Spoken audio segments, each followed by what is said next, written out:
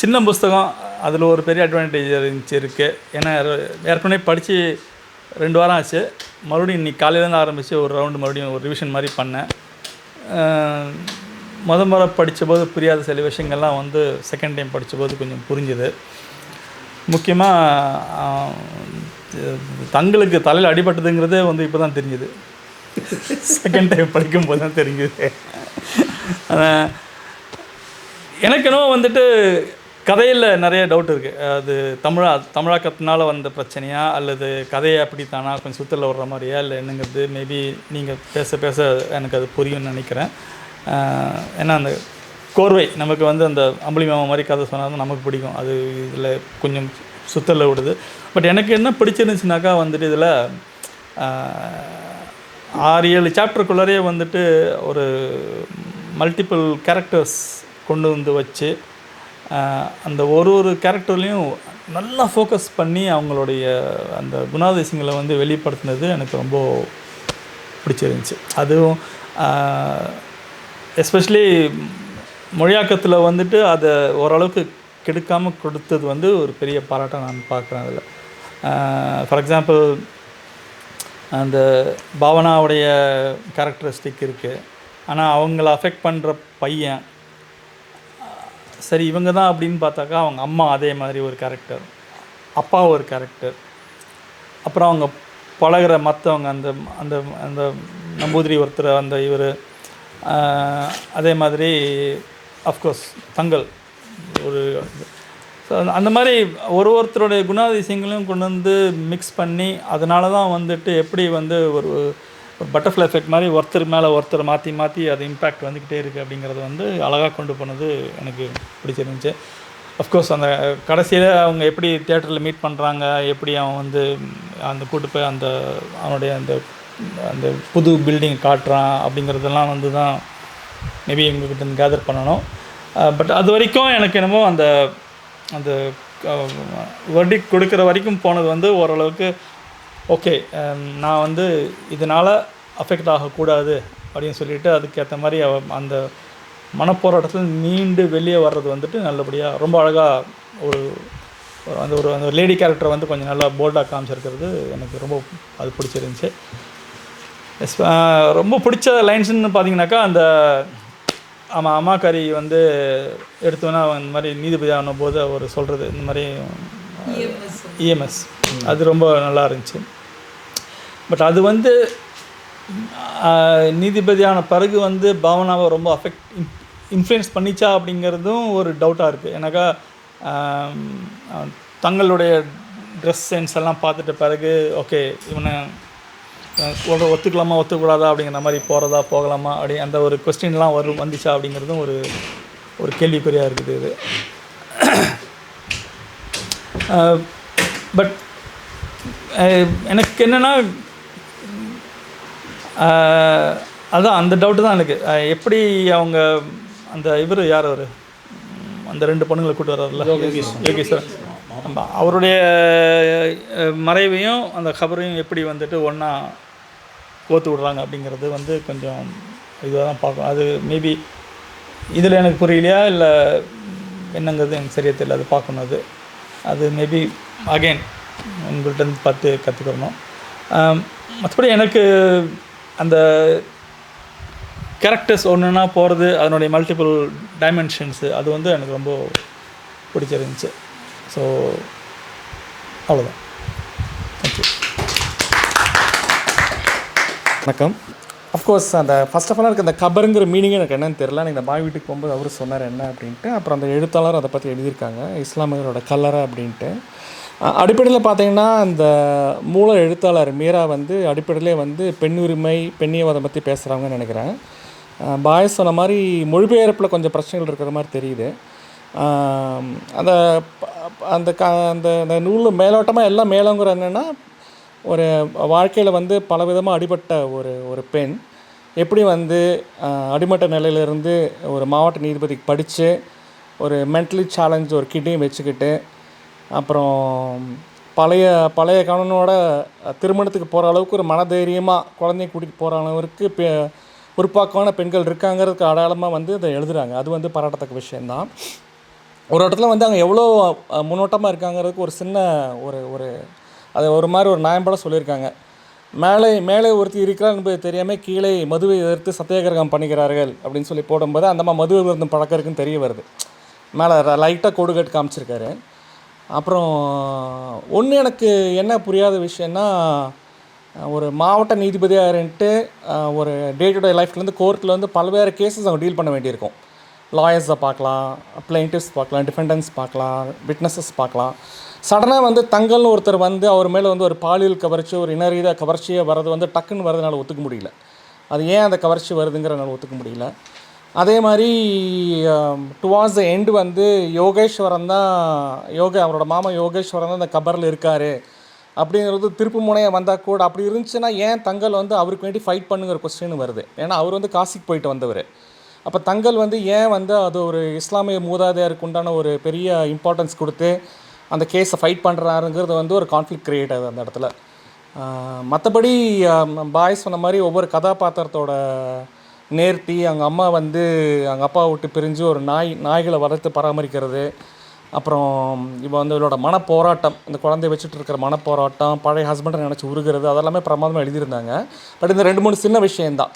மற்றபடி எனக்கு இந்த புக்கு பிடிச்சிருந்தேன் சொல்லுவேன். ஆனால் அதே சமயம் அந்த கண்கட்டு வித்தை அதெல்லாம் வந்து எவ்வளோ தூரம் நம்புற மாதிரி இருக்குன்னு எனக்கு தெரியல. ஒரு படித்த நீதிபதி அதில் நம்ப முடியுமான்னு எனக்கு தெரியல. அதில் எனக்கு ஏற்றுக்க முடியுமா தெரியல. அஃப்கோர்ஸ் மலையாளத்தில் வந்து மாந்திரிகள்லாம் சொல்கிறாங்க. பட் நான் ரொம்ப ரேஷ்னல் திங்கிங் உள்ளவங்கிறனால அதெல்லாம் வந்து ஒரு அறிவியல்பூர்வமாக பார்க்குறவங்க படித்தவங்க வந்து நம்புவாங்களான்னு எனக்கு தெரியல. அவ்வளோதான். தேங்க்ஸ். வணக்கம். இந்த புக்கு வந்துட்டு ஒரே மூச்சில் படித்து முடிச்சிட்டேன் ஒரு வாரத்துக்கு. நிறைய பாதிப்பு எனக்கு. அதாவது பர்சனல் லைஃப்பில் நிறைய சங்கதிகள் வந்துட்டு எனக்கு கனெக்ட் ஆச்சு. இதில் ஃபர்ஸ்ட்டு வந்துட்டு அந்த பாவனா, அந்த கேரக்டர், அவங்களோட ஹஸ்பண்டு பிரமோத் பாருங்கள், அந்த நேம்ஸ் சாய்ஸே பாருங்கள். Prometheus, the god that loved the human being, brought the fire from the gods, fought with the gods and enriched the humanity. அந்த பேருள்ள ஒருத்தன் அவனுக்கு பிறந்த குழந்தைய பார்த்துட்டு அவன் பொண்டாட்டி வந்துட்டு ப்ரொஃபஷனலாக வந்து டெவலப் ஆகிறது பார்த்துட்டு தாங்க மாட்டாத பொறாமப்பட்டு வெளியே போகிறான் அந்த கல்யாணத்தை விட்டு. What a contradicting. அதேமாரி பாவனா, இந்த பேர் பாருங்கள், பாவனை, அதாவது அன்பு, காதல், நேசம், இது எல்லாமே வந்துட்டு ஒரு பாவனை அப்படின்னு சொல்லிட்டு எங்கேயோ படித்த ஞாபகம் பழைய காலத்தில். அதை சேம் நேம் அப்படி யூஸ் பண்ணியிருக்காங்க இந்த கேரக்டர் பாவனான்னு. Something extraordinary for me. அடுத்தப்பில் வந்துட்டு இந்த அன்பை பற்றி 3 ரெஃபரன்ஸ் கொடுத்துருக்காங்க. ஒன்று வந்துட்டு அவங்க அம்மா சொல்லுவாங்க, ஒருத்தர் செய்கிற பணிவிடைக்கான சன்மானம் கிடையாது, அது நம்மளே வந்துட்டு ஒருத்தர்கிட்ட தேடி அடையிறது பரிபூரணத்துவம் அப்படின்னு. அதே மாதிரி அவர் அந்த தங்கல் இருக்கிறப்ப வந்துட்டு ஒரு ஆளோட ப்ரெசன்ஸில் வந்துட்டு நான் பரிபூரணத்தை அடைஞ்சேன்னு சொல்லிட்டு ஹீரோயின் சொல்லுவாங்க. கடைசியில் லாஸ்ட் லைன், அந்த ஆள் இல்லாதப்போ வந்துட்டு அந்த பரிபூரணத்தை வந்துட்டு அனுபவிச்சேன்னு சொல்லுவாங்க. அன்பு அப்படிங்கிற அந்த பியூர் லவ் அப்படிங்கிறது வந்துட்டு வெதர் தட் தட் ஐடல், அந்த கரிஸ்மேட்டிக் பர்சனாலிட்டி வந்து பக்கத்தில் இருக்குதோ இல்லையோ, அதை பாவனையை நீங்கள் வச்சுக்கிட்டிங்கன்னா அது that's going to enrich you அப்படிங்கிற கான்செப்ட் வந்துட்டு எக்ஸ்ட்ராடினரி ஃபார் மீ. அடுத்தப்பில் வந்துட்டு அந்த மாமா காசிக்கு போனார் இல்லைங்களா, அது வந்துட்டு இந்த மாதிரி ஒரு புராண கதை எல்லா குடும்பத்திலும் இருக்குது. எங்கள் குடும்பத்துலேயும் ஒன்று இருக்குது பழைய காலத்தில். இது படித்த உடனே தான் எனக்கு தோணுச்சு, அவர் காசிக்கும் போகலை, எங்கேயும் போகலை. அவர் வந்துட்டு இவர் இருக்கிற இந்த ரிலீஜியஸ் ஃபெய்த்தை விட்டுட்டு இஸ்லாமுக்கு போகிறாரு. அங்கேருந்து திரும்ப ஹி கம்ஸ் பேக். அதை வந்துட்டு இவங்களுக்குள்ளே வந்துட்டு இது எப்படி வந்துட்டு இந்த வழியாக கடத்துறது அப்படிங்கிறதுக்கு வந்துட்டு ஒரு தயக்கத்தில் அவர் காசிக்கு போயிட்டு திரும்பி 2 பிள்ளைகளை கூப்பிட்டு வந்துட்டார் அப்படின்னு சொல்கிறாங்க. I don't believe that. இவர் வந்துட்டு அங்கே போயிட்டு இங்கே வந்தார், அதுதான் நிஜம். அது வந்துட்டு அவங்க அம்மா கேரக்டர் சொல்கிறாங்க, ஹீரோயினோட அம்மா சொல்கிறாங்க. அப்பா சொல்கிறது அவங்க பாரம்பரிய கர்ண பரம்பரை கதை. அந்த கதையை வந்துட்டு அப்படி பூசி முழுக்கி வந்துட்டு அவர் காசிக்கு போனார், திரும்பி வரும்போது 2 தேவதைகளை கூப்பிட்டு வந்துட்டாருன்னு சொல்லிட்டு கதையை சொல்கிறாங்க. பட் நடந்தது வந்துட்டு அந்த வீட்டுக்குள்ளே ஒரு கொலை.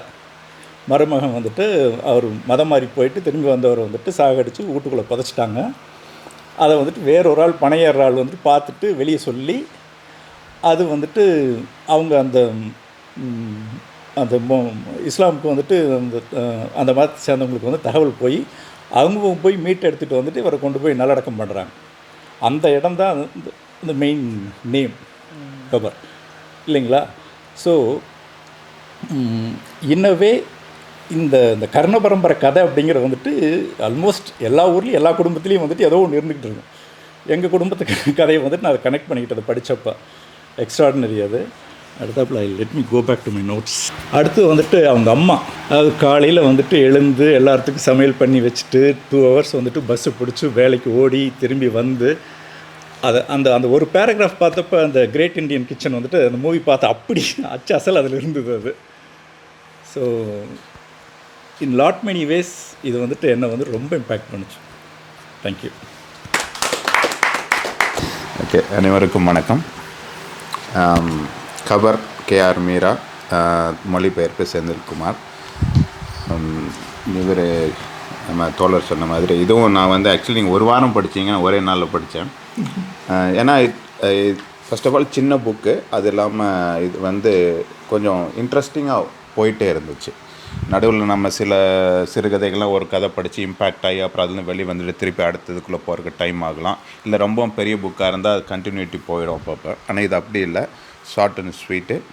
இல்லை 2 பேரலல் ஸ்டோரிஸ் நான் என்னோட இதில் நான் பார்த்தேன். ஒன்று வந்து ரியலிசம், இன்னொன்று வந்து மிஸ்டிக்கல் வேர்ல்டில் இருக்கிற ஒரு இது. அது 2யும் பேரலாக ட்ராவல் பண்ணுற மாதிரியும் அது கனெக்ட் பண்ணுறதுக்கான இது வந்து அந்த கேஸ் வருது. அதில் வர கேரக்டர்ஸ், அந்த மிஸ்டிக்கல் வேர்ல்ட் கேரக்டர்ஸ்னு பார்த்தா அவர் யோகேஸ்வரன் மாமா, அந்த குழந்தைங்க, அப்புறம் தங்கல், ஆப்வியஸ்லி அதோட இன்னொரு இதாக சொல்கிறாங்க. ரியலைசேஷன் கேரக்டரில் பார்த்தா இந்த பாவனா, அவங்க குழந்தை அத்வைத், அப்புறம் அவங்க அப்பா, அவங்க அம்மா, இந்த மாதிரி ஒன்று இது ட்ராவல் பண்ணுது. இது 2க்கும் அவங்களுக்கு இருக்கிறதுக்கு நடுவில் வந்து ஒரு கான்ஃப்ளிக்டிங் இல்லைன்னா டியூவல் பர்சனாலிட்டி மாதிரியே ஃபஸ்ட்டு அவங்க வந்து நினைக்கிறாங்க. டக்குன்னு இவங்க ஃபஸ்ட்டு அவரை பார்த்த உடனேயும் அப்படியே மயக்கம் ஆகி அது ஏதோ ஆகிறது மாதிரியெல்லாம் ஒரு வருது. அப்புறம் அடுத்த தடவை முடிவு பண்ணிடலாம், இது எப்படி இதை அலோவ் பண்ணலாம், அவனை வச்சு செய்கிறோம், அவனை பார்க்குறதே இல்லை அப்படின்னு அது அப்படி போகுது. ஆனால் ஒரு விதத்தில் அவங்கள அறியாமலேயே அவங்களுக்குள்ளே கிடையாது அந்த டியூவல் கேரக்டரைசேஷன். அது லேட்டராக வந்து அவங்க இன்னும் நடுவில் எப்போ வருதுன்னா, அவங்க ட்வின்ஸாக கருவில் இருந்தப்பலையும் அந்த வேனிஷிங் ட்வின் சிண்ட்ரோம் அப்படிங்கிறத அவங்க தெரிஞ்சுக்கிறனால ஒருவேளை அதுதான் அதோட கேரக்டர்ஸ் பிளேஸ்ட் ஆகிறதுங்கிறது தான் என்னோடய புரிதலாக இருக்குது அந்த கேரக்டரைசேஷனில். இப்படியே போகும்போது it is a good read. நீங்கள் கண்டினியூஸாக படிச்சுன்னா ஒரு குட் மூவி பார்த்த ஒரு ஃபீல் இருக்கலாம், இல்லை விட்டு படிச்சதா ஒரு நல்ல வெப் சீரிஸ் பார்த்த ஃபீல் இருந்திருக்கலாம். இதுக்கு நடுவில் அந்த என்னை இம்பேக்ட் பண்ண கேரக்டர்ஸ் பாவனா இல்லான்னு பார்த்தீங்கன்னா இந்த விமனோட இது வந்து அவங்க நல்லாவே சொல்லியிருந்தாங்க. அதுவும் அவங்க அம்மா வந்து ரியலிஸ்டில் ஆப்வியஸ்லி நமக்கு இருந்து நம்ம ஜென்ரேஷனில் பார்த்து நிறையா விமன் நம்ம அம்மாக்களாக இருக்கலாம், அக்காக்களாக இருக்கலாம், அவங்கள வந்து அப்படியே பிரதிபலித்த மாதிரியே இருந்துச்சு. நீங்கள் சொன்ன மாதிரி நான் அந்த பேஜ் 50 நான் ஹைலைட் பண்ணி வச்சுருந்தேன். அந்த சொல்கிறது ஒருத்தரோட பணிவிடைகளுக்கு இன்னொருத்தர் கொடுக்குற கைமாறல அன்பு, அது இன்னொருத்தங்கிட்ட கண்ட பரிபூர்ணத்துவம். நீங்கள் கரெக்டாக நான் அந்த கடைசி அதுலேயும் நான் சொன்ன வாழ்க்கையில் முதலாக இன்னொருவரின் இயலாமையில் நான் பரிபூர்ணத்தை அனுபவித்தேன். அந்த பரிபூர்ணங்கிற வார்த்தை வந்து நல்லா கனெக்ட் ஆன மாதிரி கரெக்டாக முடிச்சிருக்கிறது மாதிரி எனக்கு தோணுச்சு. ஆப்வியஸ்லி இன் பிட்வீனில் வந்து அது ஓகே, அது ஒரு மாதிரி கிளைமேக்ஸ் மாதிரி கடைசியில் கொண்டு போயிட்டு அவர் அந்த கடைசியில் அந்த கேஸில் அவங்க வர்றாரா இல்லையா, என்ன ஆகிறாரு, அந்த 2 மாதம் டைம் கிடச்சி அப்படிங்கிற ஒரு இதெல்லாம் ஒரு கிளைமேக்ஸ் சீனாக வந்ததாக இருந்துச்சு. But it's a good read. Women இதுக்கு எம்பவர்மெண்ட்டுக்கும் இதுக்கும் ரொம்ப இம்பார்ட்டன்ஸ் கொடுத்ததா பட்டுச்சு. மற்றபடி அந்த அத்வைத்தோட கேரக்டரைசேஷனுமே இதில் கொண்டு வந்தது எனக்கு பிடிச்சி. ஏன்னா நாட் மெனி ரைட்டர்ஸ் நம்ம வந்து ஒரு ADHD இருக்கிற குழந்தையோட ஒரு செயல் எப்படி இருக்கும், அது ஒருத்தவங்களோட லைஃப்பில் எப்படி, அது எஸ்பெஷலி சிங்கிள் மாமா இருந்தால் அது எப்படி இது பண்ணக்கூட நல்லாவே சில இடத்துலலாம் ரொம்ப நல்லாவே வந்திருக்கும். அந்த பையன் அவன் ரொம்ப பண்ணும்போது இவங்க கவுண்ட் பண்ண ஆரம்பிப்பாங்க. ஸோ அது வந்து அந்த கவுண்டிங் அவங்க சில சமயம் 80 அப்படியெல்லாம் போகும்போது அவ்வளோ பொறுமை வேணும். அவங்கள they will come back to there அப்படிங்கிறத உடனே நம்ம ஓவர் ரியாக்ட் பண்ணக்கூடாது அந்த மாதிரிங்கிறதெல்லாம் அது கொஞ்சம் அந்த கேரக்டரிஸ்டிக்கு பற்றியும் கொஞ்சம் விளக்குனதும் அதை ரொம்ப பிடிச்சிருந்துச்சு. ஸோ இந்த 4-5 points where is very good, nice read, very interesting read. இந்த ஆத்தரோட மற்ற புக்குகளையும் இன்னொரு புக்கு ஏதோ சாகித்ய அகாடமி விருது வாங்கியிருக்க அதையும் படிக்கணுங்கிற ஆர்வலை தோணுச்சு. நன்றி. அந்த 2 தேவதைகள் கூப்பிட்டு வராங்களா, அது இந்த லேடியோட பைப்போலர் கரெக்ட் 2 பர்சனலைசேஷன். அது அடுத்தது வந்து அந்த தங்கல் வந்துட்டு அந்த அப்பீல் போகிறப்போ வந்து ஒரு டேட் சொல்லுவார். டேட் சொல்லிவிட்டு அதுக்கப்புறம் பார்த்துக்கலாம் அப்படின்னு போயிடுவார். அந்த டேட் அவர் இறந்துருப்பார். ஸோ இந்த லேடி வந்து கோர்ட்டில் வந்துட்டு she gets impacted not because of the presence, it's because of the black magic that the person just practises and enforces on that lady. அதில் வந்து இம்பேக்ட் ஆகிறாங்க. இட்ஸ் நாட் லைக் தட் அந்த அந்த ரோஜா வாசம் வந்தது அது இது எல்லாமே பிளாக் மேஜிக் அப்படிங்கிறத வந்துட்டு சூசகமாக அவங்க சொல்கிறாங்க. பட் அது எப்படி நம்ம எடுத்துக்கிறோம் புரிஞ்சுக்கிறோங்கிறத வந்துட்டு நம்மளை பொறுத்தது. எனக்கு புக்கு ரொம்ப பிடிச்சிருந்துச்சு. ஃபஸ்ட்டு நான் வந்து முதல்ல புக்கு செலக்ட் பண்ணும்போது ஜெண்டர் பார்க்க மாட்டேன், ரைட்டரோட ஜெண்டர் மோஸ்ட்லி. ஆனால் 2021 வந்து ஸ்ரீலங்கன் ரைட்டர்ஸோட அன்னோன் ரைட்டர்ஸ், புது ரைட்டர்ஸோடைய ஒரு சில புக்கெல்லாம் படிச்சுட்டு ஒப்பீனியன் கொடுங்க அப்படின்னு சொன்னாங்க.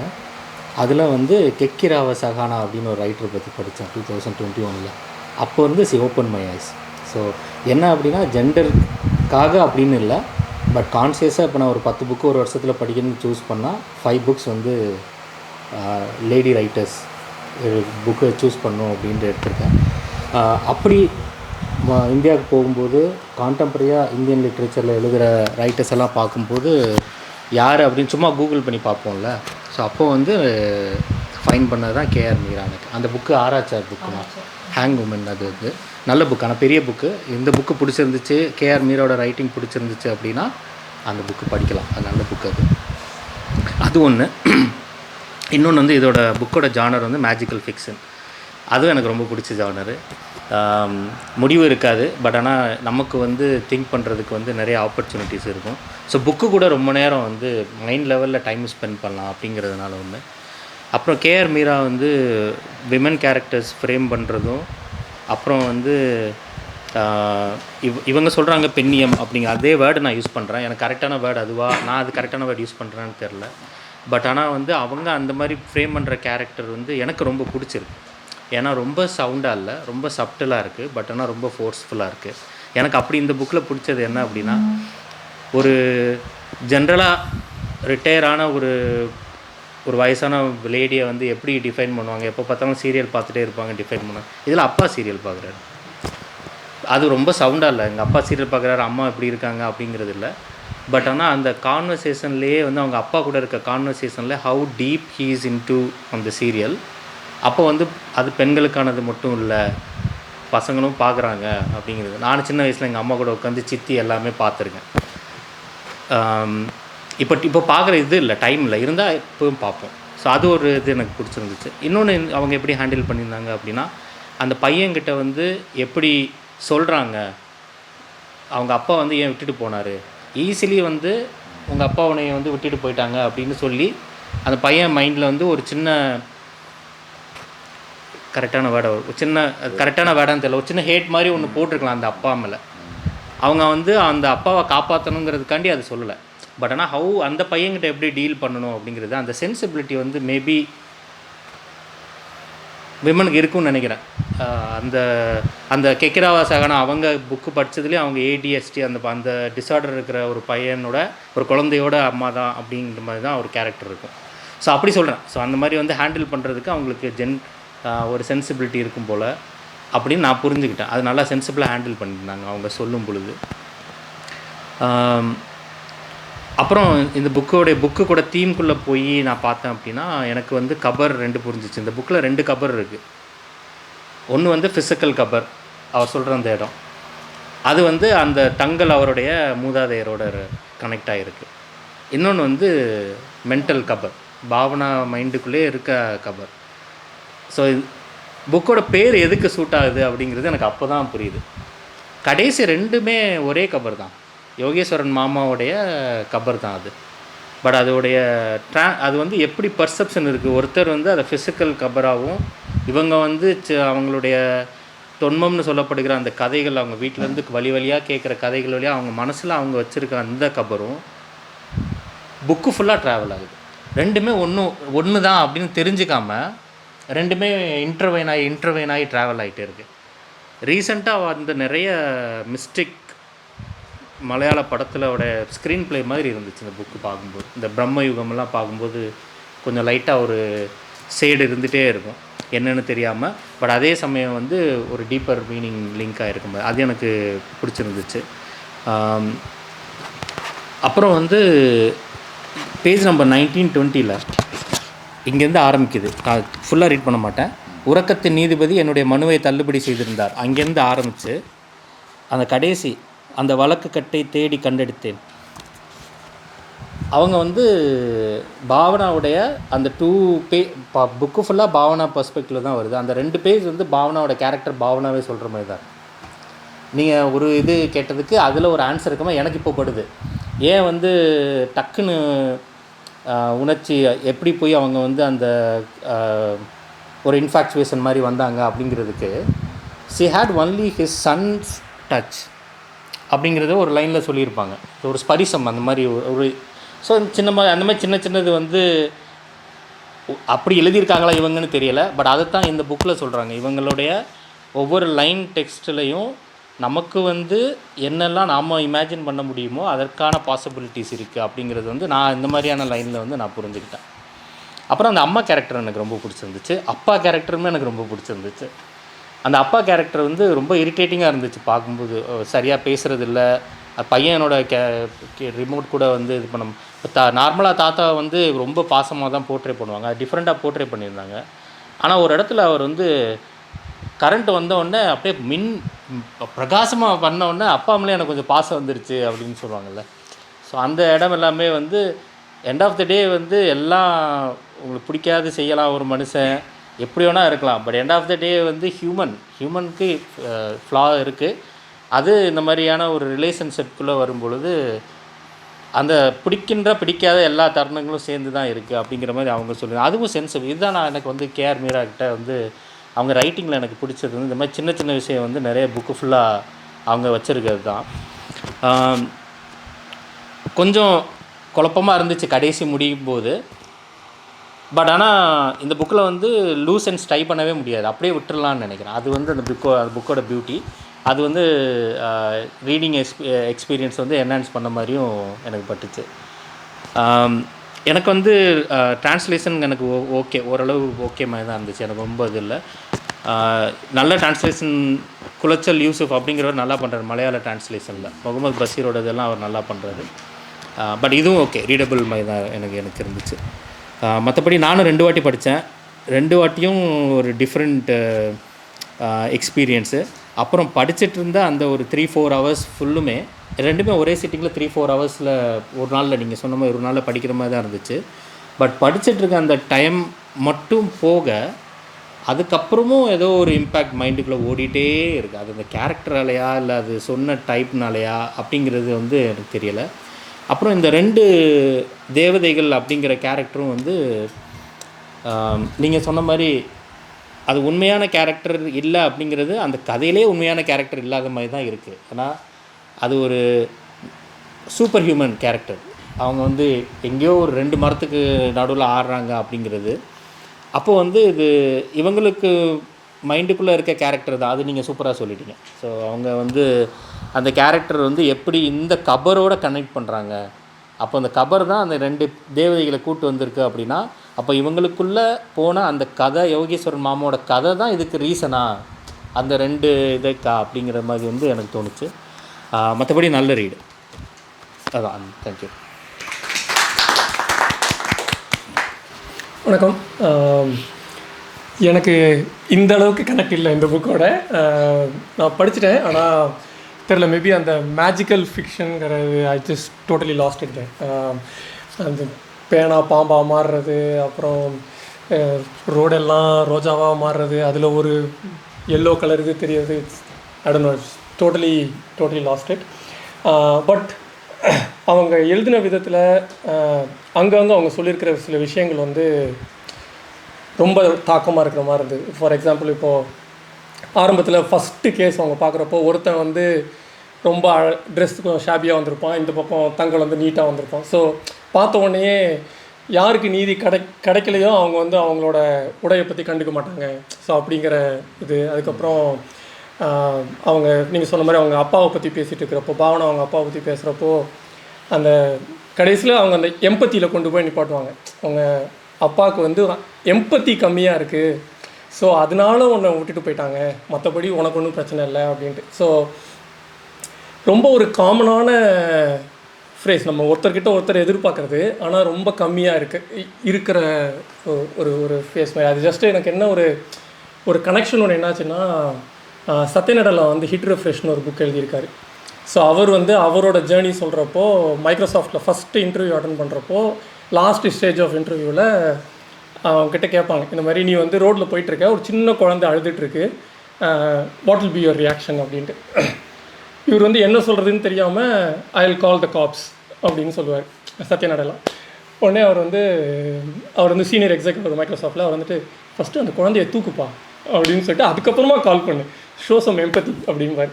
ஸோ சத்யநடலா வந்து I have carried it all through the life அப்படிங்கிற மாதிரி. ஸோ அந்த கனெக்ஷன் எனக்கு இதில் பிடிச்சிருந்தது. So even for a child, நம்ம சொந்த குழந்தையாக இருந்தாலும் அந்த எம்பத்தி இஸ் அ ஃபேக்டர்.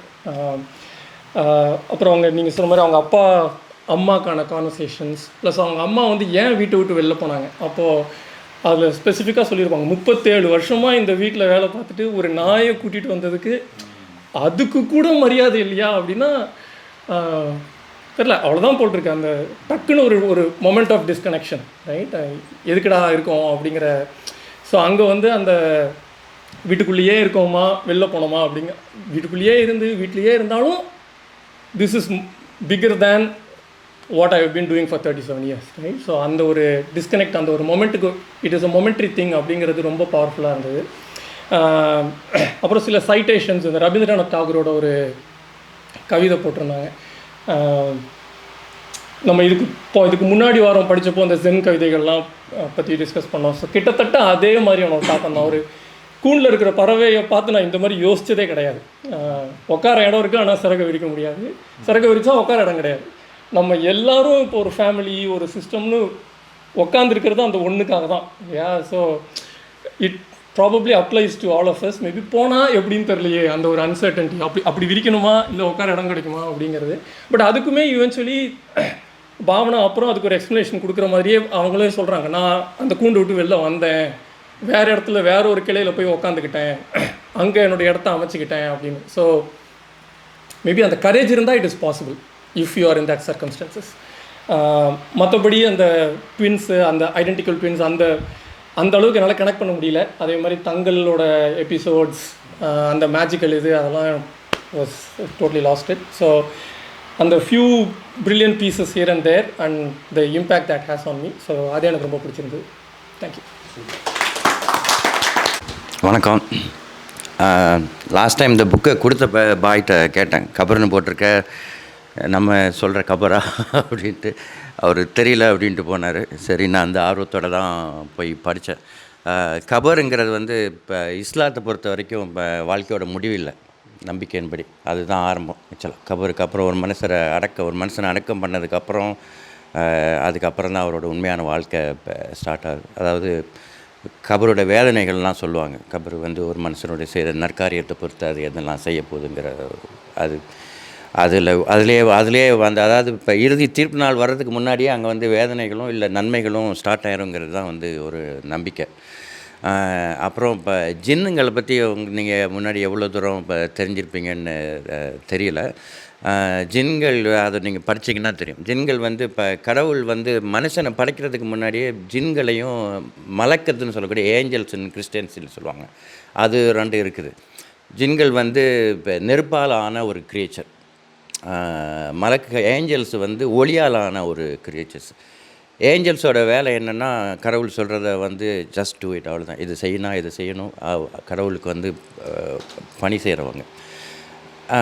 ஜின்ஸ்க்கு வந்து அப்படி தான் இருந்தாங்க அவனை. ஆனால் கடவுளில் வந்து அவங்களுக்கு வந்து வில் கொடுத்தாரு, சுயமாக சிந்திக்கக்கூடிய இதை கொடுத்தாரு. அப்பவும் அவங்க நல்லா தான் இருந்தாங்க. அப்புறம் கடவுள் வந்து நான் வந்து மனுஷனை படைக்க போகிறேன், இப்போ இதுதான் என்னோடய க்ரியேஷனில் இதுதான் பெஸ்ட்டாக இருக்க போகுது அப்படின்னு சொன்னோடனே அந்த ஜின்களில் ஒருத்தருக்கு வந்து அதை ஒத்துக்க முடியலை. நீங்கள் எல்லோரும் அவருக்கு அந்த மனுஷனுக்கு அடிபணிஞ்சு இருக்கணும்னு சொல்கிறப்ப அவங்களால அதை ஒத்துக்க முடியலை. ஒரு சிலருக்கு அதை ஒத்துக்க மாட்டேன், நான் வந்து அவனுக்கு அடிபணிய மாட்டேன்னு சொன்னவனை தான் வந்து சாத்தான்னு சொல்லுவாங்க, சைத்தான். அதாவது அவனும் ஒரு ஜின்னு தான். எல்லாமே வந்து அந்த ஒரு ஈகோவில் ஸ்டார்ட் ஆனதாக தான் அந்த இது வருது. ஆனால் ஜின்களை வந்து இப்போ மனுஷனால் கண்ட்ரோல் பண்ண முடியுமா, அதை வச்சு ஏவி இதை பண்ணிமுனுங்கிறது வந்து 2 விதமான கருத்துக்கள் இருக்குது. என்னை பொறுத்த வரைக்கும் நான் அதை வந்து ஒரு மனுஷனால் வந்து கண்ட்ரோல் பண்ண முடியுங்கிறது வந்து எனக்கு நம்பிக்கை முதல்ல இல்லை. அதனால் நான் படிக்க ஆரம்பிக்கும் போதே எனக்கு அந்த பெர்ஸ்பெக்ஷன் இருந்ததுனால எனக்கு வந்து அந்த அந்த அந்த பாயிண்ட் ஆஃப் வியூ என்னால் எடுத்துக்க முடியாமல் தான் நான் படித்தேன். அதனால் வந்து அப்போது இது சொல்கிறதுக்கு இன்னொரு காரணம் இருக்குதுன்னு சொல்கிறப்ப தான் வந்து எனக்கு வேறு ஒரு பாயிண்ட் ஆஃப் வியூ அதில் வந்து கிடச்சிது. கொடைக்குள் மலைன்னு ஒரு படம் நம்ம எல்லோரும் பார்த்துருக்கோம். பார்த்திபன் படம் பார்த்துருப்பீங்களா? அந்த எல்லாம் நடக்கிற மாதிரியே இருக்கும். கடைசியில் அவரை அரெஸ்ட் பண்ணி பிடிச்சதுக்கப்புறம் தான் தெரியும் அது எல்லாமே அவர் மனசுக்குள்ளே நடந்திருக்கும். மொத்த படமும் அவர் சிந்திச்ச விஷயமா இருக்கும், மனசுக்குள்ளே நடந்த விஷயமா இருக்கும். ஸோ அதனால் இது எல்லாமே வந்து அவங்க மனசில், ஏன்னா அவங்களுக்கு ஏற்கனவே இப்போ சில கதைகள் தெரியும், சில இது தெரியும். அவங்களுக்கு ஏற்கனவே வந்து இப்போ குழந்தைக்கு இப்போ ப்ராப்ளம் இருக்குது தெரியும், ஃபேமிலி இஷ்யூஸ் இருக்குது. பேரண்ட்ஸும் வந்து ஒருத்தர் ஒரு கேரக்டர், ஒரு நல்ல, அதாவது ஒரு ஸ்மூத்தான ஃபேமிலியில் இல்லை, அம்மா ஒரு சைடில் அவங்களுக்கு ஒரு கேரக்டர், இது ஒரு கேரக்டர். ஸோ அதை எல்லாத்தையும் வந்து அவங்க மனசில் வச்சுருந்த அதோட வெளிப்பாடாக தான் அவங்களுக்கு வந்து இதெல்லாம் வந்து நடக்கிறதா. அது இல்லாமல் அவரை அந்த தங்கலுங்கிறவரை பார்க்கும்போது அந்த அவங்களுக்கு முன்னாடியே வந்து ஒரு ஒரு ஒரு ஒரு ஒரு இது வருது, இவங்க பக்கம் நியாயம் இருக்கும் அப்படின்ட்டு. ஆனால் சட்டத்தின்படி பார்த்தா அதில் ஆதாரம் இல்லை, எதுவுமே இல்லைங்கிறப்ப அதனால் வர்ற அந்த ஒரு குற்ற உணர்ச்சினால் அவங்களுக்கு அதெல்லாம் தோன்றதாக தான் எனக்கு அப்படி சொல்லியிருக்கிறாங்கன்னு தான் அப்படி தோணுது. அது இல்லாமல் அந்த தங்கலுங்கிற பேர் இருக்கு இல்லைங்களா, அது வந்து ஜஸ்ட்டு நேம் இல்லை. அந்த தங்கலுங்கிறது வந்து அதையெல்லாம் அந்த கேரளாவில் அதெல்லாம் செய்கிற அவங்க அந்த குருமார்களாக இருந்திருப்பாங்க அவங்களாம் ஒரு காலத்தில். அதுக்கு தான் அந்த தங்கலுங்கிற பேர். இன்னும் எங்கள் ஊரில் வந்து அந்த தங்களை ஃபாலோ பண்ணுற ஒரு ஜமாத்து கூட ஒன்று இருக்குது. இப்போ அவருக்கு பேர் இம்பிச்சி கோயா தங்கல்னு ஒருத்தர் 2 தலைமுறைக்கு முன்னால் ஒரு பெரிய ஆசிரியர், அவர் ஒரு பெரிய மத குறிமார், அவர் பேரில் தான் இது பண்ணார். அதனால் அந்த தங்கல் அந்த எழுத்து கூட பார்த்திங்கன்னா தாயின்னு போட்டுப்பாங்க. அதெல்லாம் மலையாளத்தில் வந்து வர்ற உச்சரிப்பு. நம்ம வந்து இப்போ இன்றுன்னு சொல்லுவோம், ஒரு மெல்லின நாக்கப்புறம் நம்ம ட்ரூ போடும், அவங்க வந்து இன்னு அப்படின்னு தான் சொல்லுவாங்க. அன்றுன்னு சொல்கிறது அந்துன்னு தான் சொல்லுவாங்க. அது மாதிரி இப்போ தங்கள் நம்ம தமிழில் எழுதுறது வந்து அதனால் அது தங்கள் அப்படின்னு. நமக்கு வந்து இதில் வந்து பெரிய அரசியல் இருக்குது. நிறைய விஷயங்கள் வந்து அவங்க வந்து அதில் பூடகமாக டச் பண்ணியிருக்கிறாங்க. நம்ம தமிழில் படிக்கிறோம், அந்த மொழி மாற்றம் இருக்கிறதுனால நம்ம அங்கே போய் நடந்த அந்த பல ஆயிரம் வருஷத்துக்கு முன்னாடி நடந்த, பல 100 ஆண்டுகளுக்கு முன்னாடி நடந்ததெல்லாம் நம்ம அந்த வரலாறை வந்து நம்ம அவங்களோட இடத்துல இருந்து பார்க்க முடியாதனால வந்து நமக்கு வந்து அந்த நம்ம இதுக்குள்ளே பார்த்தோன்னா அது ஒரு சின்ன கதை மாதிரி தான் அது தெரியும், ஒரு மேஜிக்கல் ஸ்டோரி மாதிரி. அதில் பின்னாடி போய் பார்க்குறப்ப தான் அதில் வந்து அவருமே வந்து அந்த கேஸு போடுறப்ப வந்து அவர் நினச்சா அதில் சொல்லியிருக்கலாம் மக்கள்கிட்ட போய், இது வந்து நம்மளுடைய மூதாதையருடைய இது இடிக்க பார்க்குறாங்கன்னு சொன்னால் அது ஒரு பெரிய அரசியலாக அவர் எடுத்துகிட்டு போயிருக்கலாம். ஆனால் வந்து அவர் எடுத்துகிட்டு போகல. இது என் குடும்ப விஷயம், நான் பார்த்துக்கிறேன் கபருன்றது. அப்புறம் நீ அதில் தோத்துட்டேன்னா என்ன பண்ண, தோத்துட்டேன் அவ்வளோதான், நான் தோல்வியை ஒத்துக்கிறேன். அதாவது அவர் கபரை வந்து இப்போ அது ஒரு நினைவாக தான் அதை பாதுகாக்க விரும்புகிறாரே தவிர போச்சுன்னா போச்சு, ஒன்றும் பிரச்சனை இல்லை அப்படிங்க. ஏன்னா இஸ்லாத்தினுடைய நம்பிக்கைப்படியும் அவர் தான் கபர், ஒருத்தரோட வாழ்க்கை முடிஞ்சு போச்சுன்னா அவரோட வாழ்க்கை முடிஞ்சு போச்சு. எங்களுக்கு வந்து இப்போ இன்றைக்கும் நிறைய பேர் வந்து அடக்க பண்ண இடத்துல போய் திருப்பி பார்க்கணும், அது கிடையாது. ஏன்னா இப்போ பொது ஜமாத்தில் வந்து ஒன்ஸ் இப்போ யாரையாவது அடக்கம் பண்ணிட்டாங்கன்னா நாங்கள் அதை மறந்துடுவோம், அவ்வளோதான். அப்புறம் இன்னும் ஒரு 10 வருஷம் கழித்து அதே இடத்துல வேறு ஒருத்தரை இது பண்ணுவாங்க. ஸோ அவங்களோட நினைவுகளையும் அவங்க கொடுத்த பாடத்தையும் தான் நம்ம எடுத்துகிட்டு போகணுமே தவிர ஃபிசிக்கல் பாடியில் ஒன்றும் இல்லைங்கிறது தான் இப்போ ஒரு நம்பிக்கை. அதை தான் அவரும் வந்து இப்போ எத்தனையோ 1000 வருஷத்துக்கு முன்னால் இறந்து போனவரோட இது அப்படி இல்லை. இருந்தாலும் அது ஒரு ஃபேமிலியோட சொத்து, அது இருக்கணும்னு அவர் ஆசைப்படுறாரு. அப்புறம் வந்து அந்த மன்னர் ஒருத்தர் சவுதி அரேபியா போனது, அதெல்லாம் ஒரு பெரிய வரலாறு ஆக்சுவலாக. ஆமாம், இஸ்லாம் வந்து இந்தியாவுக்குள்ளே வந்ததுக்கு அது ஒரு பெரிய அதாவது 2 வழியில், சவுத் வழியாக வந்துச்சு, நார்த்து வந்து முகலாயர்கள் படையெடுப்பில் வந்துச்சு.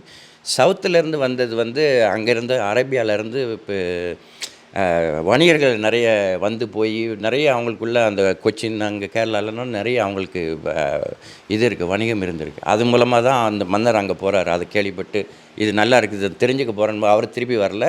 ஆனால் அவர் கூட போனவர் ஒருத்தர் திருப்பி வந்தாருன்னு சொல்லி அந்த வரலாறெல்லாம் போட்டிருக்காங்க. அப்புறம் வந்து அந்த நம்பூதிரிகளோட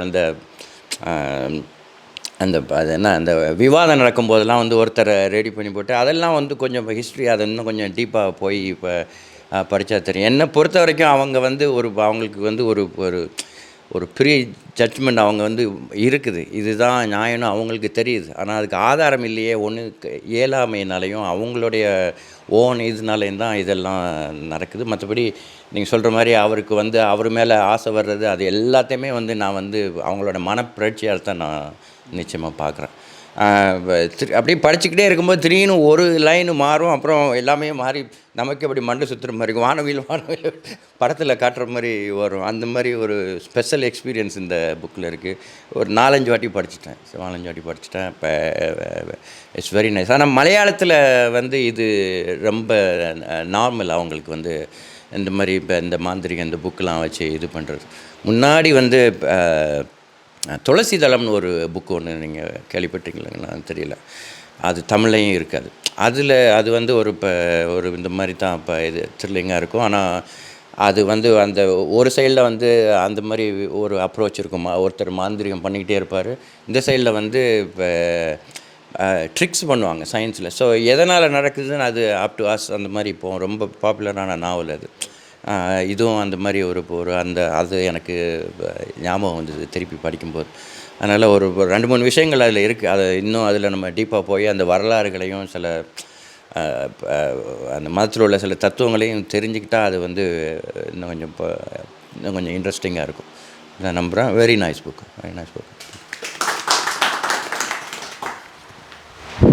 ஸோ எனக்கு வந்து இந்த குறு நாவல் வந்து பிடிச்சிருந்தது. ஆனால் இது வந்து ஒரு பெரிய செட்டப். இந்த பிளாட் வந்து ரொம்ப யூஸாக இருக்குது. அதாவது இதில் இவங்க டிஸ்கஸ் பண்ணுற பிளாட் வந்து அந்த கேரக்டர்ஸ் வந்து ரொம்ப பெருசாக இருந்தது. எனக்கு இதை வந்து ரொம்ப சுருக்கி அவங்க வந்து கொடுத்த மாதிரி எனக்கு தோணுச்சு.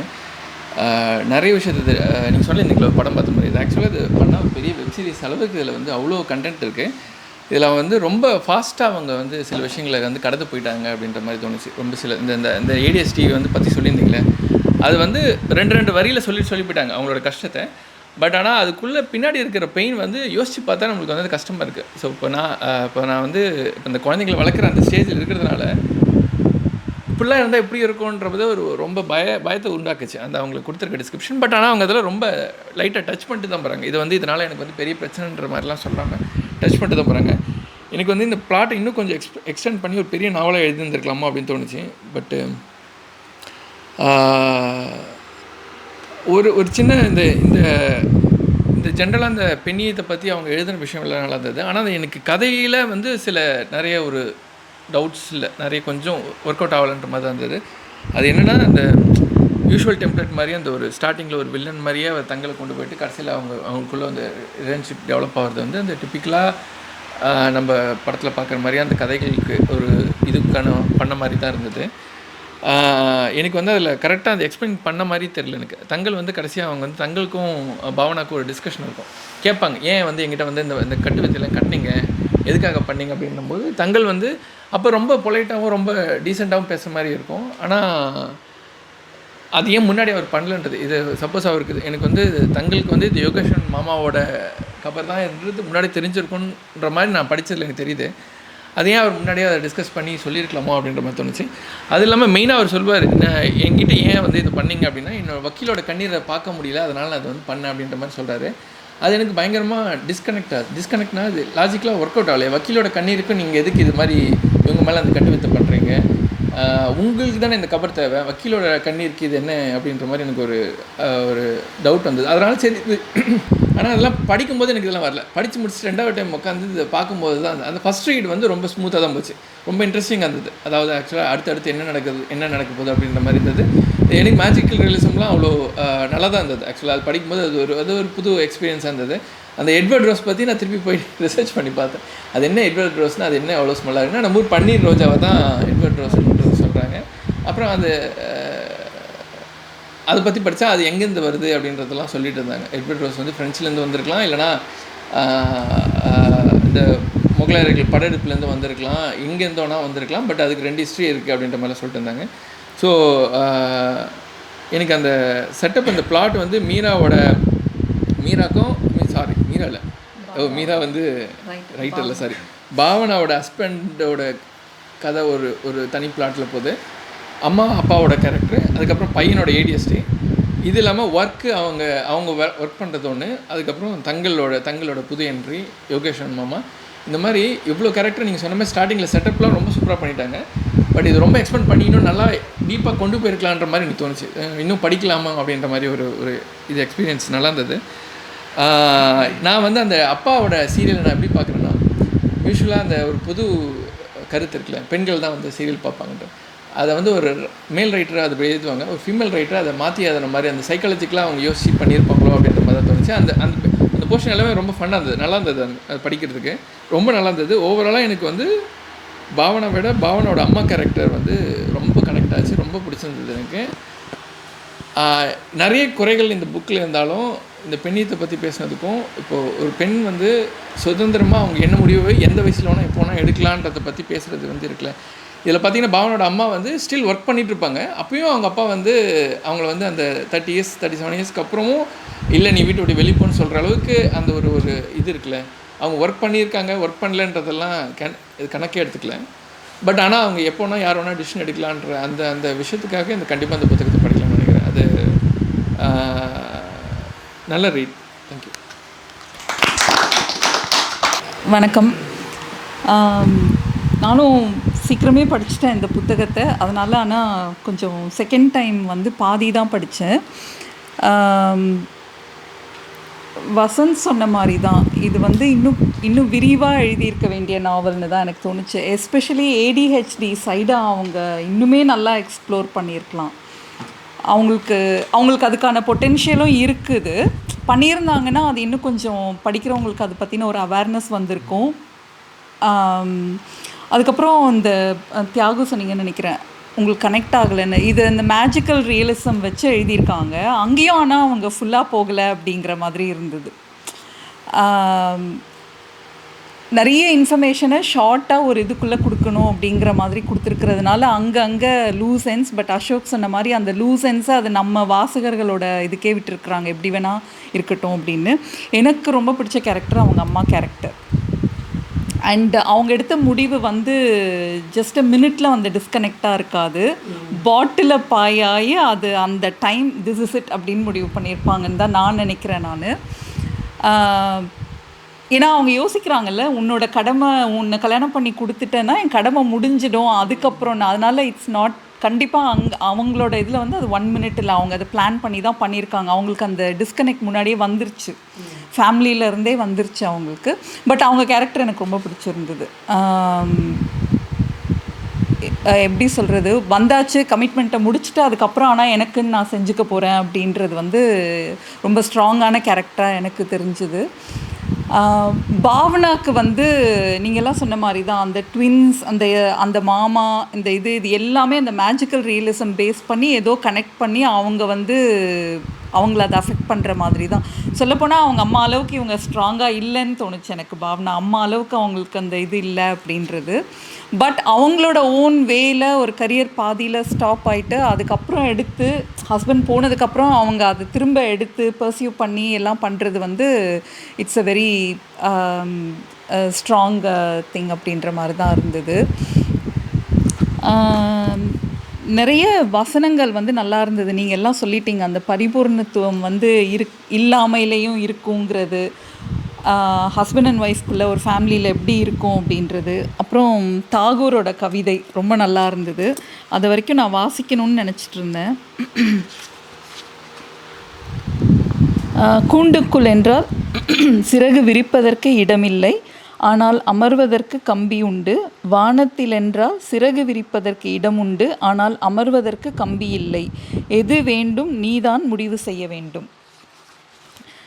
அந்த வரி வந்து ரொம்ப நல்லா இருந்தது. அதுக்கப்புறம் கடைசியில் முடிச்சிருந்ததும் ஒருத்தரோட இல்லாமையிலையும் வந்து அந்த பரிபூர்ணத்துவம் வந்து இருக்கும் அப்படிங்கிறதும் வந்து எனக்கும் அது ரொம்ப பிடிச்சிருந்தது.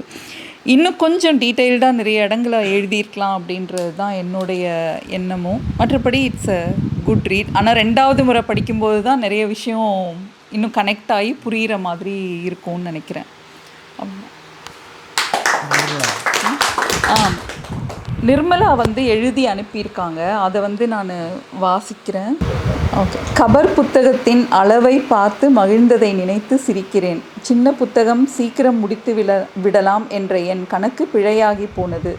பல வரிகளை மீண்டும் மீண்டும் படித்தேன். ஒன்று புரிந்தது, எல்லா கபர்களின் அளவும் சிறியதுதான். ஆனால் அதில் புதைந்துள்ள மர்மங்கள், அனுபவங்கள், நினைவுகள் எல்லாம் தோண்ட தோண்ட பாதாளங்கள்தான். ஒரு மர்ம நாவலின் விறுவிறுப்போடு பெண்ணின் உணர்வுகளை சொல்லும் எழுத்து திறமையை வியக்கிறேன். முதல் 4 பக்கங்களில் மாவட்ட நீதிபதியாக கதை சொல்லிக் கொண்டிருந்தவரை ஒரு ஆணாக நினைத்தே வாசித்து கொண்டிருந்தது மனம். 4வது பக்கத்தில் நீதிபதி பெண் என அறிந்ததும் என்மேல் எனக்கு கோபமாக வந்தது. நானும் இன்னும் சராசரி வர்க்கத்திலேயே இருக்கிறேனே என்ற குற்ற உணர்ச்சி அவமானமாக இருந்தது. பாவனாவை விட அம்மாவின் பாத்திரம் என்னை மிகவும் கவர்ந்தது.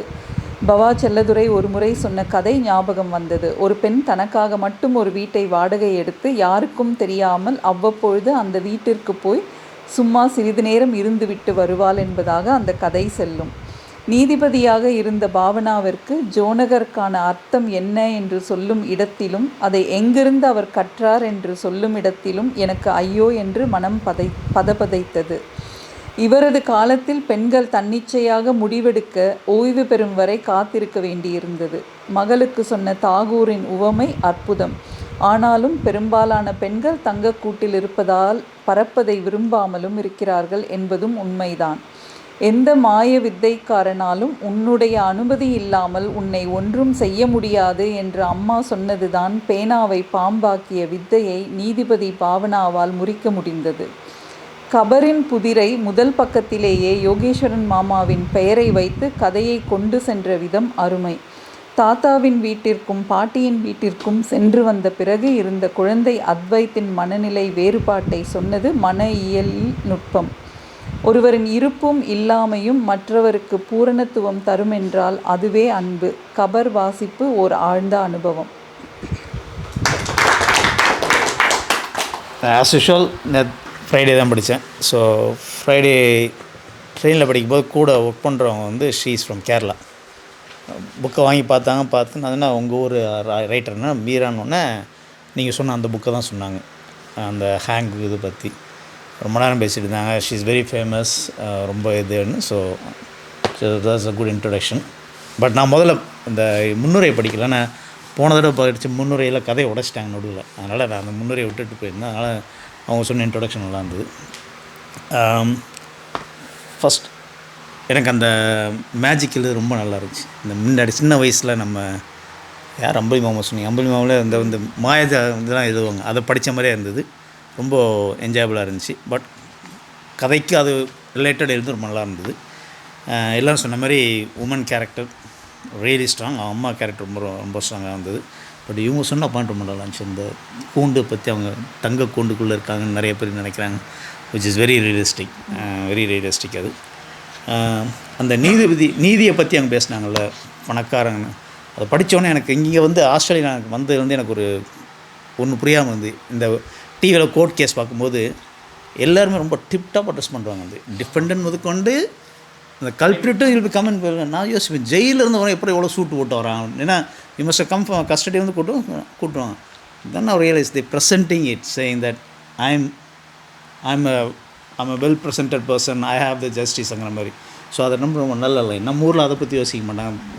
நியாயம் கேட்குறவன் அந்த அழுக்கு சட்டையோடு வந்து நிற்பான், அதை மறைக்க எனக்கு தான் ஃபுல்லாக ட்ரெஸ்ஸை போட்டுருவான். ஸோ இங்கே அதை தான் பண்ணுறாங்க. டிஃபெண்டன்ட்டும் சரி, நல்லா கெட்டவனும் சரி, ஃபுல்லாக ட்ரெஸ் பண்ணிட்டு வராங்க. ஸோ அது நல்லா புரிஞ்சு எனக்கு. தாகூர் இதை பற்றி நிறைய பேசிட்டீங்க. இப்போ இன்னொரு டயலாக் ஒன்று இருக்கும் ஒரு இடத்துல, அது எங்கே வந்துச்சுன்னு தேடி பார்க்குறேன். கடவுள் வந்து யாருக்கும் நீதிபதி கிடையாது, எல்லாரோட சாட்சிங்கிறது. அது ரொம்ப நல்ல லைன், அது எனக்கு ரொம்ப பிடிச்சிருந்தது. அதை பற்றி இன்னொரு நாள் பேசுகிறேன். ஒரு ஃப்ரெண்டோட கதை, அது ரிலேட்டடாக இருந்துச்சு, ரொம்ப நல்லா இருந்தது அந்த கதை, அந்த வேர்டு. அப்புறம் அறிவை பற்றி ஒரு இடத்துல எழுதியிருப்பாங்க. அறிவுங்கிறது அறிவு இல்லைங்கிறதை அறிந்து கொள்ள அறிவு அப்படின்னு, அது ரொம்ப நல்லா இருந்துச்சு லைன் அது. கேரக்டர் வைஸு எல்லோரும் சொன்ன மாதிரி அம்மா கேரக்டர், ஏடிஹெச்டி கேரக்டர், அந்த கேரக்டரை பற்றி எழுதினாலும் அந்த பையனோட திங்கிங் ரொம்ப நாளாக எழுதியிருந்தாங்க. அந்த மீனிங்ஃபுல் கொஸ்டின்ஸ், ஏடிஹெச்டினால வெறும் ஷவுட்டிங் அதை மட்டும் இல்லாமல் அவனோட கொஸ்டின்ஸ் எல்லாம் மீனிங்ஃபுல் கொஸ்டின்ஸாக கேட்டது ரொம்ப நல்லா இருந்தது. பட் நீங்கள் சொன்ன மாதிரி இன்னும் கொஞ்சம் எழுதியிருக்கலாம். பட் அது வந்து ஒரு எக்ஸ்ட்ரானரி எஃபெக்ட். அந்த குழந்தையில இருக்க பேரண்ட்ஸோட எஃபெக்ட் வந்து அன்பிலீவபிள். அது வந்து நம்ம எந்த நார்மல் பேரண்டிங்கும் நம்ம ஆட் பண்ண முடியாது. அதில் அவங்கள அட்ஜஸ்ட் பண்ணி அவங்கள அண்டர்ஸ்டாண்ட் பண்ணி அந்த அந்த மொமெண்டமில் அவங்கள மற்றவங்களாம் என்ன திங்க் பண்ணுறாங்க அது யோசிக்காமல் அவங்க குழந்தையோட திங்கிங்கை மட்டும் பண்ணி மேனேஜ் பண்ணுறது ரொம்ப பெரிய விஷயம். We have friends who do that really well. So அவங்களோட கேரக்டர்லாம் பார்க்கும்போது ரொம்ப அமேசிங் இது. பட் அந்த பிளாட் நல்லா இருந்தது. யோகேஸ்வரன் மாமா தான் அந்த கபாருங்க முடித்து நல்லா இருந்தது. ரொம்ப easy reading but strong opinion. நீங்கள் சொன்ன மாதிரி நிறைய பாலிடிக்ஸ் டச் பண்ணியிருக்காங்க. கேரளா பாலிடிக்ஸ் நிறையா டச் பண்ணியிருக்காங்க. நம்பூதிரி அதெல்லாம் நிறைய டச் பண்ணியிருக்காங்க. So very good read. I like it.